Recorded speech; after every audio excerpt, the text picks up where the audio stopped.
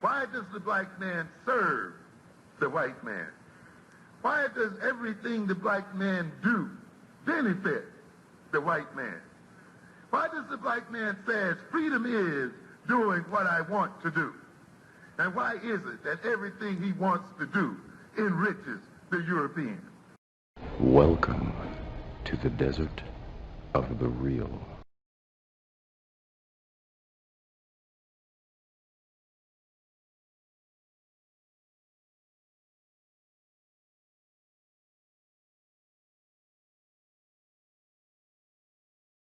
Funeral today, hearing the chants of "We Will Breathe" outside of the church. I'm wondering what was going through your mind and your heart.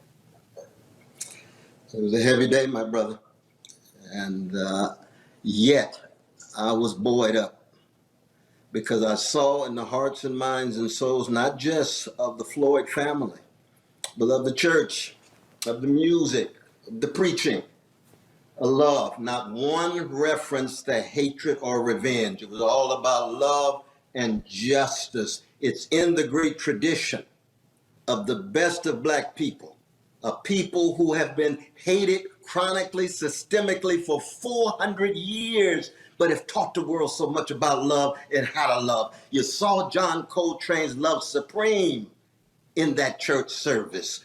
You saw the love of the children on Marvin Gaye's What's Going On and Toni Morrison's Beloved. You saw Mama Raising in the Sun of Lorraine Hansberry. White America ought to give black people a standing ovation that after 400 years of being terrorized, we refuse to create a black version of the Ku Klux Klan. After 400 years of being traumatized, we want to dish out healers. That's Frederick Douglass. That's Martin King. That's Curtis Mayfield. That's Fannie Lou Hamer. What is it about these black people so thoroughly subjugated but want freedom for everybody? That's a grand gift to the world, right in the bowels at the center of an American empire that is enslaved, Jim Crow, Jane Crow, lynched them, still dishing out these love warriors. That's what I saw in the Floyd family, and I was buoyed up. It reminded me of the West family, reminded me of Irene and Cliff and Cynthia and Cheryl. That's where we come from. Shiloh Baptist Church. You can put us down, but you're not going to put us down in such a way that we're going to hate you because you become the point of reference. No, we're going to put a smile on Larcenia's face. That's his mama. That's where he is right now. He's lying right next to Sister Larcenia, whose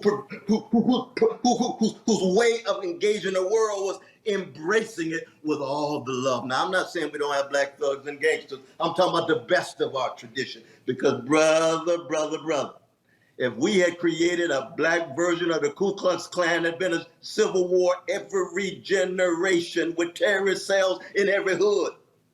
And that's what Brother Trump needs to understand, because it looks like he's trying to push us to the race war. But the good news is, if there was a race war, we got a whole lot of white brothers and sisters on our side now. That makes a big difference. And we got black folk and red folk and indigenous peoples and Asians and so forth. This is a matter of integrity and honesty, a matter of justice and love. They kept it on the high ground. That was a beautiful thing. But I did break, though, brother. When I saw those brothers marching in, like the ushers in Shiloh Baptist Church, and pick up that coffin and go and walk out. My daughter was there. Couldn't take it, man. I've been at this for over 50 years. And yet, I got to bounce back. And I will bounce back because we got a love that the world can't take away. The world, white supremacy may make being black a crime, but we refuse to get in the gutter. We're going to go down swinging like Ella Fitzgerald, Muhammad Ali, in the name of love and justice. We're doing it for Brother Wyatt. We're doing it for my daughter.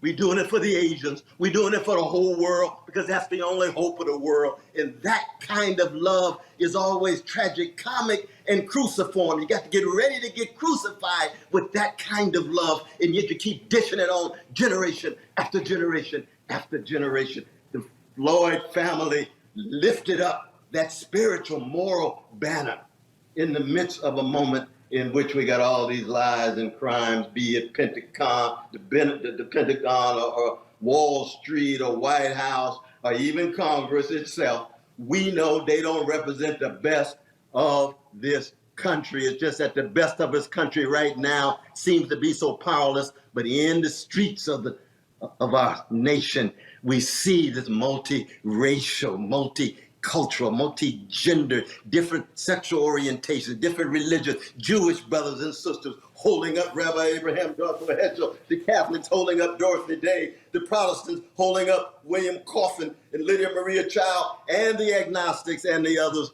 holding up the Norman Thomases and the Edward Zaids and others. That was my mixed wrestling with what I saw today, my brother. And I think we've got hope in the form of motion, but we got to get ready for the backlash. We got to get ready for the neo-fascist clampdown, because it's coming. It is coming. Yeah. I've had that, I got to say, I never had the honor of taking one of your classes, but I feel like I'm a student of yours, and I learn lessons every time you speak. And I just think it's... No, we're in it together, brother. And the beautiful thing about tears, Socrates never cries, but Jeremiah does, and so does Jesus. We cry because we care. We're concerned. It's not about political correctness. It's not about self-righteousness. We cry because we are not numb on the inside. We don't have a chilliness of soul and a coldness of mind and heart. We cry because we connect, but then we must have a vision that includes all of us. And we must have an analysis of power that's honest in terms of the greed, especially at the top, in terms of the hatred running amok, in terms of the corruption, not just White House Congress, too many churches, too many mosques, too many synagogues, too many universities, too many civic associations, and then the greed in us. You and I talk about this all the time, right? The gangster in us, because we're wrestling with this day by day, and that's why we need each other, my brother. I want to ask you all a question.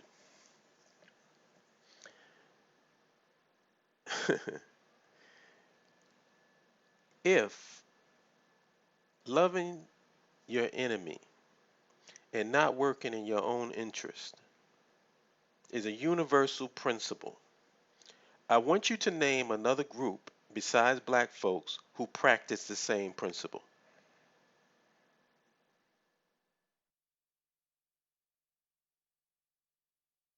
Name one. Name another ethnic group or race of people whose ideology is, no matter how much you abuse me, I'm just going to keep on loving you. See, this is the problem, and this is the reason why this video is titled Cornel West is a Dangerous Negro. Because people will listen to that bullshit, by the way,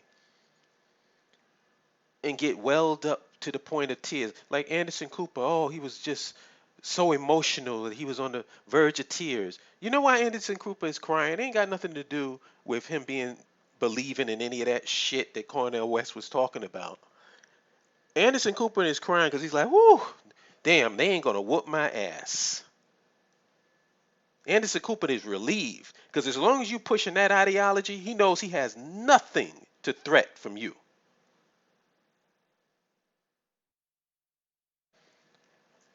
Cornel West is a dangerous Negro because in that little spiel that he just spouted, and I wanted to play the entire thing because I didn't want to take anything that he said out of context. He basically equated working in your own interests with forming a black version of the KKK. So these are his options. Either you get abused by and live under the socioeconomic and political structure the person is whooping your ass and you love it and you love them, or you work in your own interest and become a black KKK member. Those are the options. So us nationalists, us African-centered progressives and nationalists who want to have a nation of our own, we're actually trying to create a black version of the KKK. Do you see do you see how myopic and one-dimensional thinking that is, and how you have basically put white people at the nucleus of your atom And everything you fucking do, every ideology, every principle revolves around them. How about this? Here's a radical thought. Maybe if we have a nation of our own, we would actually have socioeconomic and political control over our reality. We would control policy in our nation, and we would actually be at peace with each other. Because there wouldn't be any white supremacy for us to be fucking with. Oh no, we can't have that. Because according to Cornel West, we got to keep this struggle with the white man intergenerational. Every generation, we got to fight. We got to fight. We got to struggle. We got to struggle. Every fucking generation, our children, our grandchildren, everybody perpetually. Let me ask you another question. Well, no, this ain't a question. This is a statement. I live in Brooklyn, Flatbush area. There's an area in Brooklyn called Park Slope. The epicenter of what do you call it?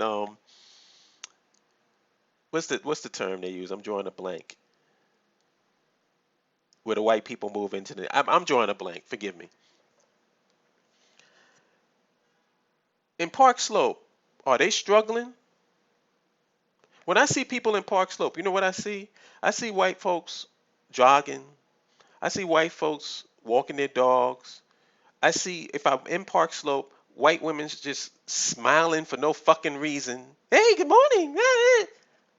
They ain't struggling. There's no perpetual struggle that they got to go. That's fucking insanity. And we've accepted this insanity. And I'll give you another example. You got people online with black this and black that in their brand name. Everything's black, black, black.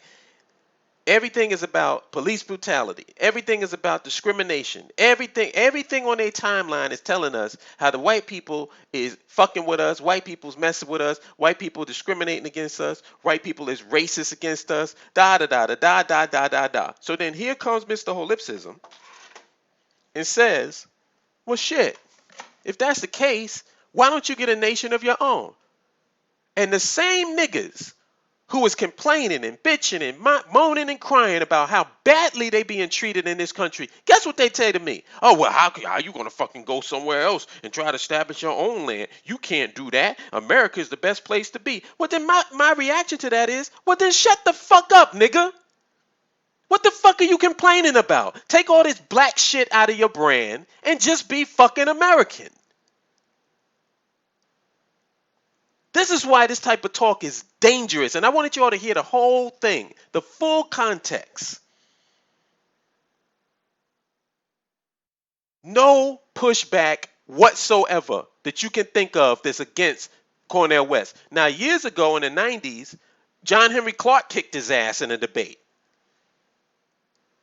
But John Henry Clark is dead now. Khalid Muhammad is dead now. Amos Wilson is dead now. There's nobody pushing back against this militant integrationist black power American bullshit. If there is, show me where in mainstream black talking head society is there anybody talking about us having a nation of our own, us having a base of operations of our own? Where? There's absolutely nobody to push back against this dude, because even in the BAIO, we don't have as big a microphone. We have a limited amount of people on our side, a limited amount of people listening to us. Our microphone is very small. Cornel West can speak to the entire nation and internationally when he gets on CNN with this bullshit. Because what he's saying, let me just sum up what his whole rant was, his whole spiel was at the beginning of this video. What he's basically saying is, you should never fight for your own interest. You should always include every fucking body in your movements and your cause. And let me clarify that. I'm a big proponent of taking the win. So if you have people who are saying that they're outraged at the fact that black people are getting killed by the police, it would be retarded. It would be stupid of me to go against them. Accept it, acknowledge it, move on. It don't mean that you fucking them. It don't mean you taking them home to dinner. It don't mean you marrying them. You're just accepting the fact that they agree with you on this particular issue and leave it at that. Don't be a fucking moron. Don't sit up here and say, oh, people are abusing us, da da da da. And then some other person who's not black comes and say, you know what? I agree with that. They shouldn't be doing it. No, fuck you, nigga. What you do? That's stupid. So I'm giving you that preamble to just clarify what I'm getting ready to say. Cornel West philosophy is that everybody else, it ain't just about black people, it's about everybody. It ain't fucking about everybody because everybody ain't going through what we going through. So it's not about everybody. And instead of worrying about allies outside of your race and outside of your people, how about getting some allies within your race and within your people? How about that? Can you take care of that first in the pecking order before you start losing it because somebody agrees with you? And then I saw some stupid shit. I don't want to venture too far. Now, as a matter of fact, I ain't even going to touch that. I ain't even going to touch that because that's going to be a whole other video. But this is my point. The reason why Cornel West is a dangerous Negro is because there is no pushback against all of that shit that he just said. The only person pushing back against it is me by making this video. But who gives a fuck about me? Who knows me? There's nobody with a big mainstream voice that's pushing back against Cornel West. They're amening and praising and getting teary-eyed and snotty-nosed over every fucking thing that this dude is saying, and it's complete and absolute poison to nationhood ideology.